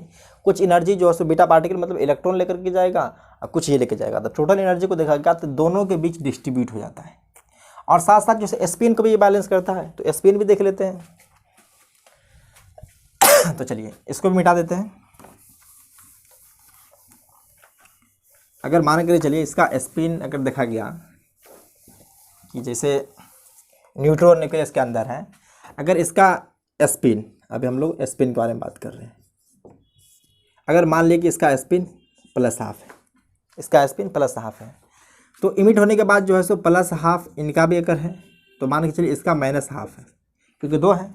तो मान लीजिए हो सकता है कि ये अगर ये क्लॉकवाइज रोटेट कर रहा था तो ये भी क्लॉकवाइज जैसे कन्वर्जन हुआ तो ये क्लॉकवाइज रोटेट करेगा। ज़रूरी नहीं कि क्लॉकवाइज, अगर ये क्लॉकवाइज करेगा तो ये एंटी क्लॉकवाइज कर सकता है। एक आगे चलेगा दूसरा पीछे रोटेट करेगा। तो अगर देख रहे हैं तो टोटल स्पिन जो यहाँ पे ½ है, लेकिन इन दोनों को मिलाकर देखा गया तो ये दोनों मिलकर के 0 है, लेकिन होना चाहिए ऐसे ही ½ तो ये दोनों मिलकर 0 है। इसका मतलब जो कहीं ना कहीं +½ स्पिन इसका होगा, +½ स्पिन इसका है। अगर इसी तरह से मान चलिए -½ स्पिन इसका है तो कन्वर्ट होने के बाद तो -½ स्पिन इसका होना तो चाहिए ऐसे ही। अगर ये प्रोटॉन अगर इस तरह से अगर रोटेट कर रहा मान एंटी क्लॉकवाइज तो इलेक्ट्रॉन जो है सो वो क्लॉकवाइज रोटेट करना स्टार्ट करेगा +½ से। तो यहाँ पे फिर देखेंगे तो दोनों का एनर्जी, दोनों का स्पिन जो है सो 0 आ रहा था। इसका मतलब एक नया टर्म जो है सो यहाँ पे ये टर्म है, इसका होगा कहीं ना कहीं -½ तो आप देखें तो स्पिन बैलेंस है तो इन दोनों मिला के 0 हो जाएगा। अगर -½ यहाँ पे स्पिन था तो ये स्पिन जो है सो दोनों तरफ बैलेंस कर रहा है। तो एंटी न्यूट्रिनो का काम होता है कि टोटल एनर्जी को बैलेंस करना और टोटल स्पिन को बैलेंस करना। तो बस यही इसका काम होता है। तो यहाँ से आपको हर बात क्लियर हो चुका है कि जो एक्चुअली में जो होती है बीटा माइनस इमिशन के दौरान न्यूट्रॉन कन्वर्ट होता है प्रोटॉन में, और प्रोटॉन में जब कन्वर्ट होती है तो वहाँ से एक इलेक्ट्रॉन इमिट होगा, और इलेक्ट्रॉन के पास दिखाएगा कि जो एनर्जी यहाँ से रिलीज हुआ है वो इलेक्ट्रॉन के पास नहीं है, वो किसी एक अदर पार्टिकल है जो लेकर चले जाता है। तो वो अदर पार्टिकल जो है सो ये एंटी न्यूट्रॉन है। अगर मास ऑफ एंटी न्यूट्रॉन बात करें हम लोग, rest mass of anti neutrino is 0 and charge is also 0। इसको ऑब्जर्व करना बहुत ही मुश्किल था क्योंकि इसके पास ना तो कुछ चार्ज था ना तो कुछ मास है, लेकिन ये फिर भी ये एनर्जी कैरी करता है। जैसे कि आप देखेंगे कि फोटोन के पास हम लोग मास के बारे में बात नहीं करते, लेकिन उसके पास एनर्जी होता है, मोमेंटम भी होता है। तो वही बात है कि यहाँ पे जो एंटी न्यूट्रॉन है उसके पास मास नहीं है, लेकिन फिर भी ये एनर्जी को कैरी कर रहा है, क्योंकि एनर्जी जो इमिट हो रही है उसमें इलेक्ट्रॉन के हिस्से में कुछ आ रहा है। और इसके बाद देखेंगे तो ये प्रोटॉन अगर बड़ा सा पार्टिकल है मान के चलिए तो इसके हिस्से में बहुत कम आता है, लेकिन मैक्सिमम एनर्जी तो इसके पास इससे चला जाता है। अभी हम लोग 4 मेगा इलेक्ट्रॉन वोल्ट को लेकर के चले थे, तो इसमें 2.2 मेगा इलेक्ट्रॉन वोल्ट इसके पास आ गया था एनर्जी, और 0. मान लीजिए कि 1 मेगा इलेक्ट्रॉन वोल्ट इतना था, लेकिन 1.7 मेगा इलेक्ट्रॉन वोल्ट जो डिसअपियर हो रहा था, गायब हो रहा था, वो एंटी न्यूट्रिनो के पास था। तो यही बात है कि टोटल एनर्जी को कंजर्वेशन करने के लिए एक नया पार्टिकल आता है एंटी न्यूट्रिनो। अगर यहाँ पे एंटी न्यूट्रिनो बीटा माइनस में हो रहा है तो बीटा प्लस में कहीं ना कहीं न्यूट्रिनो पार्टिकल प्रेजेंट होगा। तो यही बात था कि इस तरह से ये स्पिन को भी बैलेंस करता है और साथ साथ जो है सो ये एनर्जी को बैलेंस कर रहा है। तो इसका एक ही एग्जाम्पल आप लोग लिखिए इस तरह से, इसको लिखने की ज़रूरत है नहीं। तो ये टोटल बीटा माइनस से रिलेटेड बातें थी। तो अब हम लोग बीटा प्लस पे आते हैं, तो इसको पॉज करके नोट कर लीजिए। तो अब हम लोग सेकेंड देख रहे हैं बीटा प्लस डी के, बीटा प्लस डी के, या इसी को पॉजिट्रॉन इमिशन भी कहा था। पहले जो था वो इलेक्ट्रॉन इमिशन था, positron emission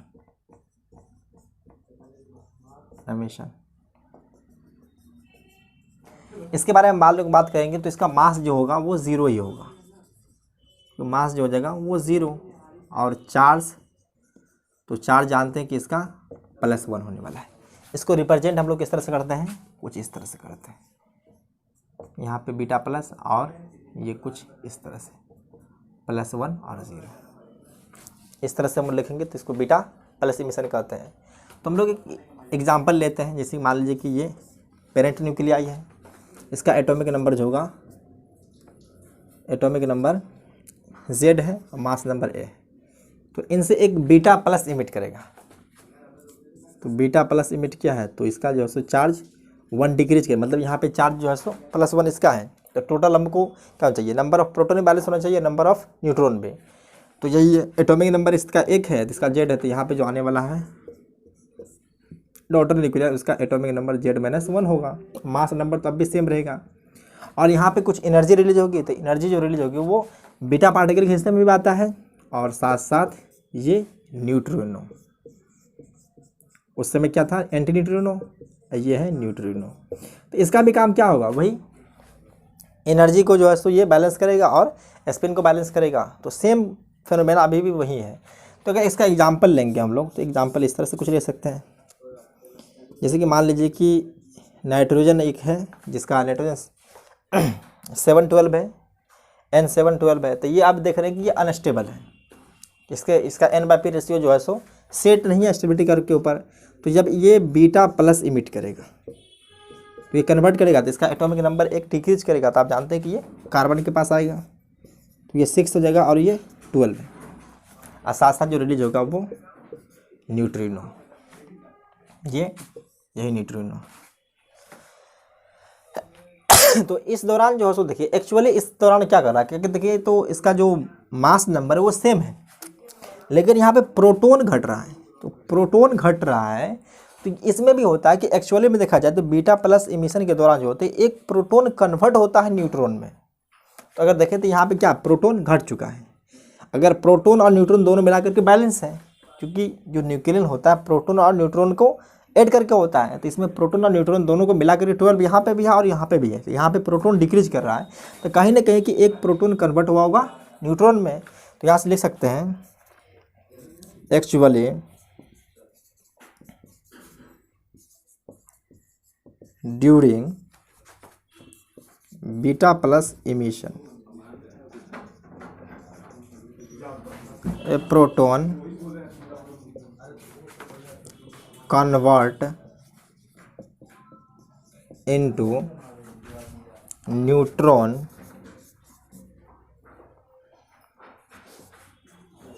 neutron inside nucleus. Nucleus के अंदर जो है सो एक प्रोटॉन कन्वर्ट हो जाएगा न्यूट्रॉन में। तो यहाँ से आपको थोड़ा सा अजीब चीज़ देखने को मिलेगा, जैसे कि मान के चलिए अभी इसका रिएक्शन हम लोग लिखेंगे तो रिएक्शन कुछ इस तरह से होने वाला है कि एक प्रोटॉन है तो इसके पास चार्ज 1 होता है और इसका मास भी लगभग 1 mu है। अब ये कन्वर्ट होगा न्यूट्रॉन में तो इसका मास चार्ज 0 होगा और मास तो एक ही रहेगा। और यहाँ से अगर देखेंगे तो एक जो पॉजिट्रॉन निकलेगा तभी तो चार्ज बैलेंस होगा। यहाँ पे +1 है तो यहाँ पे भी +1 ही होगा। तो न्यूट्रॉन साथ साथ क्या निकलता है, न्यूट्रिनो, क्योंकि यही जो है प्रोटॉन से निकल करके जो कुछ एनर्जी का जो यहाँ जो एनर्जी टोटल इसके पास अगर नहीं है तो कहीं ना कहीं ले जाएगा, क्योंकि इसके पास जो एनर्जी आने वाला बहुत कम है। क्योंकि ये न्यूट्रॉन को देखेंगे तो इलेक्ट्रॉन का रिस्पेक्ट बहुत हाइयर होता है, लगभग 1800 मतलब 2000 टाइम्स ज़्यादा होता है। तो इलेक्ट्रॉन सारा एनर्जी इलेक्ट्रॉन के पास होना चाहिए, तो इलेक्ट्रॉन के पास ना होकर करके कुछ एनर्जी डिसअपियर होती है जो न्यूट्रॉन के पास होता है। तो इस दौरान आप देखेंगे तो कुछ आपको अजीब लगेगा कि जो मास ऑफ प्रोटॉन होता है, जनरली बात करें हम लोग, मास ऑफ प्रोटॉन जो होती है 1.6728 के माइनस में 10 के पावर माइनस में 17 kg होता है। 10 के पावर माइनस में 17 ये kg में कुछ इस तरह से होता है। हम लोग फर्स्ट क्लास में भी लिखे थे इसको। और मास ऑफ न्यूट्रॉन जो होता है 1.6749 इंटू 10 का पावर माइनस में 27 kg, ये kg है। तो कहीं ना कहीं मास ऑफ न्यूट्रॉन जो है सो वो ज़्यादा है मास ऑफ प्रोटॉन से। तो यहाँ से देख रहे हैं कि मास ऑफ न्यूट्रॉन जो है सो मास ऑफ प्रोटॉन से ज़्यादा है। और क्यू वैल्यू जो हम लोग निकालते हैं किस तरह निकालते हैं, तो क्यू वैल्यू हम लोग निकालने के लिए आते हैं तो क्यू इक्वल टू होता है कि जो मास ऑफ पेरेंट न्यूक्लियाई, मतलब मान लीजिए पेरेंट इस समय कौन है, प्रोटॉन है, तो mass of proton minus mass of neutron plus mass of electron into c²। तो इलेक्ट्रॉन का मास तो मान लीजिए नेग्लिजिबल है, उससे कोई फर्क करने पड़ने वाला है, लेकिन mass of proton minus mass of neutron, तो ये टर्म तो नेगेटिव आ रहा है। तो इसका मतलब यहाँ से ये देख रहे हैं कि क्यू का वैल्यू आ रहा है वो नेगेटिव है, क्यू का वैल्यू नेगेटिव है, क्योंकि कोई भी रिएक्शन तभी होता है जब उसके अंदर एनर्जी रिलीज होती है। क्योंकि ये एनर्जी जो क्यू का वैल्यू माइनस आ रहा है, ये एनर्जी कहाँ से आया होगा, तो थोड़ा अगर आप सोचेंगे तो आपको पता चलेगा कि जो बाइंडिंग एनर्जी होती है न्यूक्लियस के पास जो होती है, एक बाइंडिंग एनर्जी होती है, तो उसी समय जो सो बाइंडिंग एनर्जी सप्लाई होती है तब जाकर के जो प्रोटॉन कन्वर्ट होता है न्यूट्रॉन में। तो ये एनर्जी जो नेगेटिव एनर्जी आया है, तो ये एनर्जी कहाँ से मिला है, तो यहीं पे लिख सकते हैं, कहीं पे यहीं पे लिख देते हैं।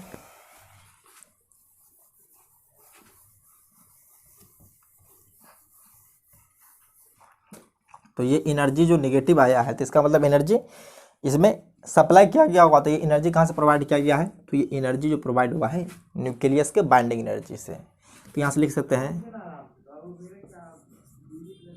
या ऐसे भी लिख सकते हैं, during beta plus emission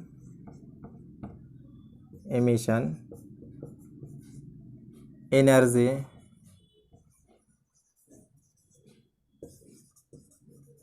carry out by binding energy of nucleus.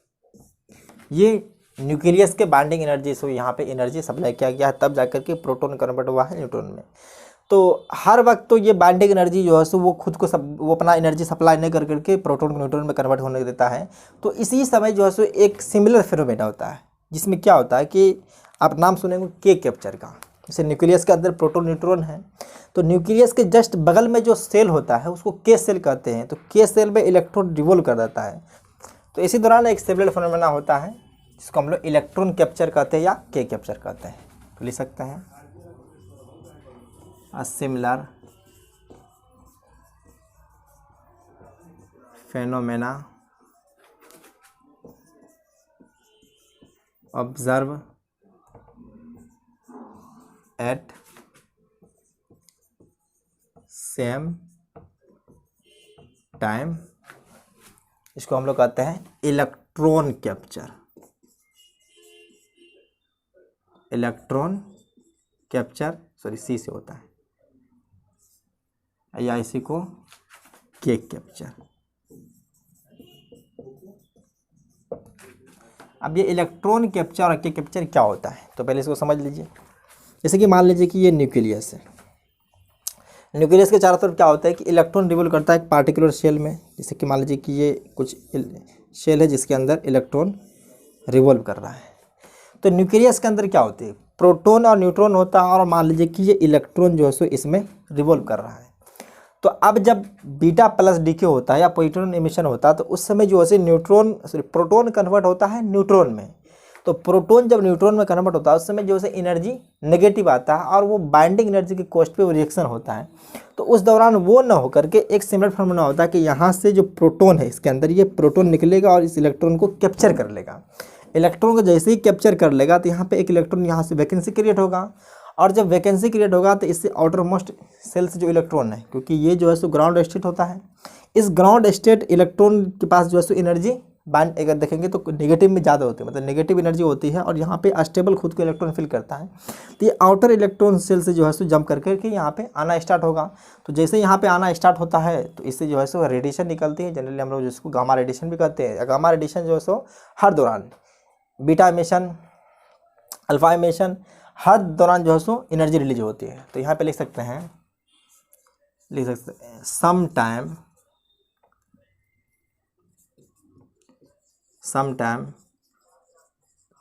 Energy is not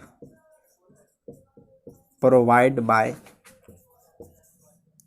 binding energy of nucleus. Binding energy of nucleus LEUS है, बाइंडिंग एनर्जी ऑफ न्यूक्लियस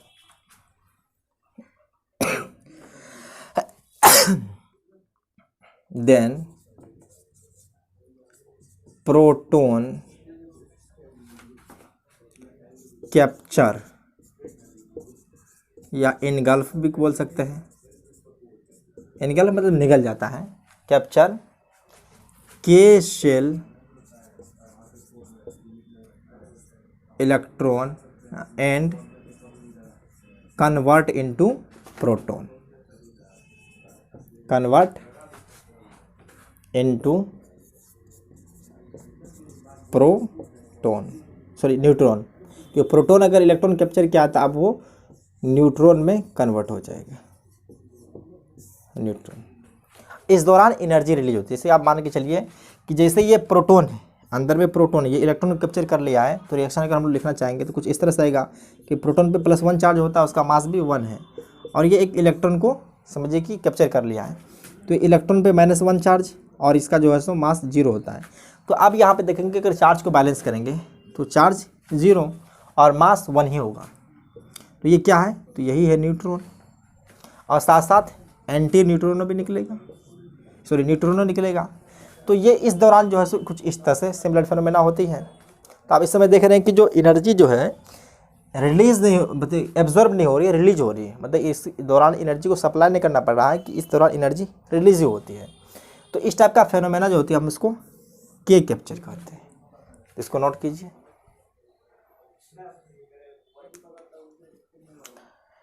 तो अब यहाँ से हम लोग लास्ट देख रहे हैं गामा डीके। तो गामा डीके जो होता है जब दोनों सिचुएशन में अल्फा डीके होता है तब भी गामा डीके होती है, साथ साथ बीटा डीके होता है तब भी गामा डीके होता है।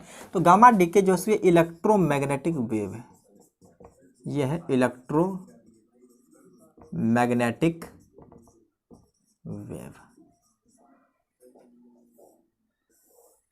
तो गामा डीके में जैसे कि मान के चलिए कि अगर कोई पेरेंट न्यूक्लियाई था, अब ये इमिट किया है मान के चलिए अल्फा पार्टिकल, और ये बन गया है डॉटर ये डॉटर न्यूक्लियाई कन्वर्ट हुआ है। तो डॉटर न्यूक्लियाई जो होती है उस समय एक्साइटेड स्टेट में आता है, क्या होता है ये एक्साइटेड स्टेट में। जैसे मान के चलिए अभी आप देखे थे कि जो इलेक्ट्रॉन में आप देखे थे कि ग्राउंड स्टेट होता है, जैसे मान के चलिए ये उसका ग्राउंड स्टेट है, ग्राउंड स्टेट है। उसके बाद मान लीजिए फर्स्ट एक्साइटेड स्टेट है, यहाँ पे मान लेते हैं कि ये इसको N1 कंसिडर कर लेते हैं। ये अगर जैसे मान के चलिए अभी देख रहे हैं कि जो एटम होते हैं, एटम के अंदर क्या होता है कि सेल है, सेल के अंदर जो है सो इलेक्ट्रॉन रिवॉल्व करते हैं, तो उससे न्यूक्लियस के अंदर भी देखा जाता है कि न्यूक्लियस के अंदर भी जो है उसी टाइप का स्ट्रक्चर, क्योंकि ये सेल मॉडल जो है अगर आप आगे पढ़ेंगे तो वहाँ पे गेमोस के द्वारा दिया गया था कि जिस तरह से एटम के अंदर न्यूक्लियस किसी पार्टिकुलर सेल के अंदर न्यूक्लियस के चारों तरफ सेल होते हैं और सेल में इलेक्ट्रॉन रिवॉल्व करता है, तो न्यूक्लियस के अंदर भी कुछ ऐसा ही फिनोमेना होता है कि जो हर तरह का एनर्जी लेवल होता है। तो उसमें क्या होता है कि न्यूक्लियन जो होते हैं वो रिवॉल्व करते रहते हैं। जैसे ही अल्फा पार्टिकल या बीटा पार्टिकल इमिट करता है वो एक्साइट होकर के हायर एनर्जी लेवल में चले जाता है। जब हायर एनर्जी लेवल में जाता है तो वहाँ पे खुद को अनस्टेबल फील करेगा, और वो अनस्टेबल फील होते हैं तो वहाँ से फिर जो है सो वो इमिट कर करके, जैसे मान के चलिए ये इस सेल से, यहाँ से जैसे फर्स्ट में क्या था इससे में था, जैसे ही अल्फा पार्टिकल इमिट किया है वो पहुँच गया है यहाँ पे, ये हायर एक्साइटेड स्टेट है। यहाँ पे अगर मान लीजिए फर्स्ट सेल, ये सेकंड सेल, ये थर्ड सेल, कुछ इसी तरह से उसके अंदर भी होता है। तो ये ग्राउंड स्टेट में मतलब फर्स्ट सेल के अंदर ही रहना पसंद करेगा। जैसे ही अल्फा पार्टिकल इमिट करती है तो उसके पास एनर्जी ज़्यादा आती है, उसकी वजह से वो जंप कर करके वो थर्ड सेल में मान के चलिए ऐसे पहुँच गया। तो यहाँ पर खुद को क्या फील करेगा, ये अनस्टेबल फील करेगा, ये अनस्टेबल फील करेगा, और अनस्टेबल जब फील करेगा तो वहाँ पे वो रहना नहीं चाहेगा, वो लौट करके फिर ग्राउंड स्टेट में आना चाहेगा। जैसे आप देखे थे कि जैसे कि एनर्जी, जैसे कि हम लोग अगर स्पेक्ट्रम देखे थे हाइड्रोजन स्पेक्ट्रम, तो उसमें होता क्या था कि जैसे हम लोग एनर्जी सप्लाई करते थे हीट को, जैसे हीट प्रोवाइड करके या इलेक्ट्रिक करंट के द्वारा, तो इलेक्ट्रॉन एनर्जी पा करके वो हायर एक्साइटेड स्टेट में पहुँच जाता है। लेकिन जब हायर एक्साइटेड स्टेट में पहुंचता है तो वहाँ पे खुद को देखता है अनस्टेबल फील कर रहा है, तो फिर लौट करके जैसे ग्राउंड स्टेट में आता है तो वहाँ से फोटोन इमिट करता है। तो यहाँ भी जो है सो एक पार्टिकुलर टाइप का फोटोन ही इमिट करता है, और वो फोटोन का अगर फ्रिक्वेंसी देखेंगे तो वो गामा रेडिएशन के रेंज में आता है। तो उसी तरह से मान के चलिए ये इस तरह से है, तो ये जब ये एक्साइटेड स्टेट है, ये क्या है एक्साइटेड स्टेट में होता है। अब जब ये गामा पार्टिकल को इमिट कर देगा, ये मान लीजिए वाई है और ये गामा पार्टिकल है, तो देखने में दोनों अलग लग रहा है, तो ये अब आ जाएगा ग्राउंड स्टेट में। तो यहाँ पे हम लोग लिखना चाहें तो लिख सकते हैं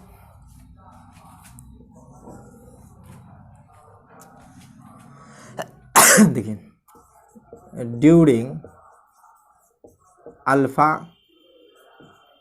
पार्टिकल, या ऐसे लिख सकते हैं during alpha and beta emission, beta emission क्या डॉटर न्यूक्लियाई या न्यूक्लियाई ऐसे लिख सकते हैं, न्यूक्लियाई एक्साइट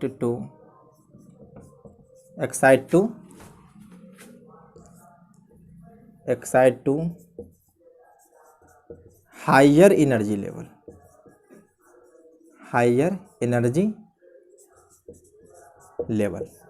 अब देखिए जैसे अल्फा एमिशन हुआ, बीटा एमिशन हुआ, उसमें क्या है न्यूक्लियस एक्साइट कर जाता है और वो पहुंच जाता है हायर एनर्जी लेवल पे। मान लीजिए कि यहाँ पे हायर एनर्जी लेवल पे पहुंच चुका है, तो इस दौरान जब पहुंचेगा तो वहाँ खुद को अनस्टेबल फील करेगा, but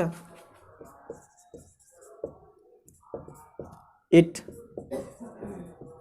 found to be unstable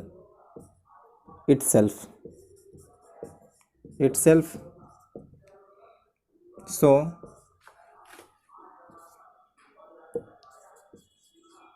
jump और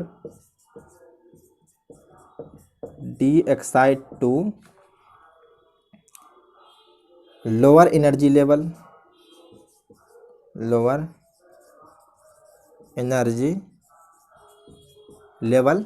लाइक इलेक्ट्रॉन। जिस तरह से इलेक्ट्रॉन के केस में हो रहा था कि इलेक्ट्रॉन एनर्जी पा करके हायर ऑर्बिट में चले जाता है, लेकिन वहाँ पे खुद को अनस्टेबल फील करता है, तो फिर वो लौट करके ग्राउंड स्टेट में आता है। लेकिन जब हायर एनर्जी ऑर्बिट से लोअर में आता है तो उस समय क्या फोटोन इमिट करता है, तो ये भी फोटोन इमिट करेगा, लेकिन इस फोटोन का जो फ्रिक्वेंसी होगा वो चले जाता है गामा स्पेक्ट्रम में, तो अगर स्पेक्ट्रम में देखेंगे तो फ्रीक्वेंसी हर पार्टिकल का अलग होता है। तो गामा स्पेक्ट्रम में अगर देखेंगे तो गामा पार्टिकल का या गामा रेडिएशन का जो होता है वो बहुत ही ज़्यादा फ्रीक्वेंसी होता है। तो यहीं पे हो जाएगा like electron de excite energy level de excite to energy level and radiated energy. और ये एनर्जी जो होगा वो मेगा इलेक्ट्रॉन वोल्ट के टर्म में होगा। ये एनर्जी बहुत ज़्यादा होता है उसको, क्योंकि जब भी एनर्जी जो है सो न्यूक्लियर लेवल पे देख रहे हैं हम लोग तो मेगा इलेक्ट्रॉन वोल्ट में ही आता है, क्योंकि जो इलेक्ट्रॉन के पास देखे तो वो इलेक्ट्रॉन वोल्ट में था। तो इलेक्ट्रॉन वोल्ट में जो था तो वो उस समय की एनर्जी और इस समय का एनर्जी देख रहे हैं तो 10⁻⁶ मतलब 10 लाख गुना ज़्यादा एनर्जी होता है। रेडिएट एनर्जी एंड या इसी को फोटोन कहते हैं, या इसी को फोटोन। आप देखिए ये फोटोन जो मिला है, इस फोटोन का फ्रीक्वेंसी देखा गया तो वो कहाँ लाई कर रहा है, गामा स्पेक्ट्रम में। तो यहाँ पे लिख सकते हैं द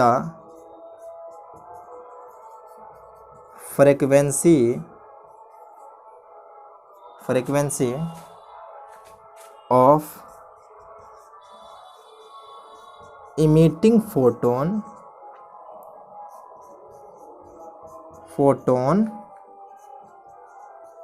found, इसके बाद कहाँ लिख देते हैं, यहीं लिख देते हैं, इसके बाद यहाँ लिख देते हैं फाउंड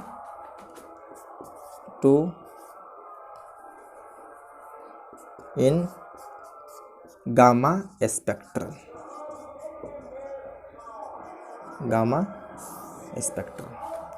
अब ये एनर्जी ऑफ इमिटेड फोटोन जो अगर निकालना चाहेंगे तो वो इस तरह से निकाल सकते हैं, या फ्रीक्वेंसी यानी फ्रीक्वेंसी ऑफ फोटोन। तो फ्रीक्वेंसी को इस तरह लिखते हैं हम लोग, फ्रीक्वेंसी ऑफ फोटोन जो होगा वो मान के चलिए हायर एनर्जी लेवल में है, तो ये हायर एनर्जी लेवल जो होती है वो En2 माइनस En1 और डिवाइड बाय h, यानी एनर्जी होता है वो h न्यू के टर्म में होता है। तो हायर एनर्जी से डिवाइड किया है तो यहाँ पे जो है सो एनर्जी जो फोटोन का होगा, तो देखिए चलिए इसको मिटा देते हैं।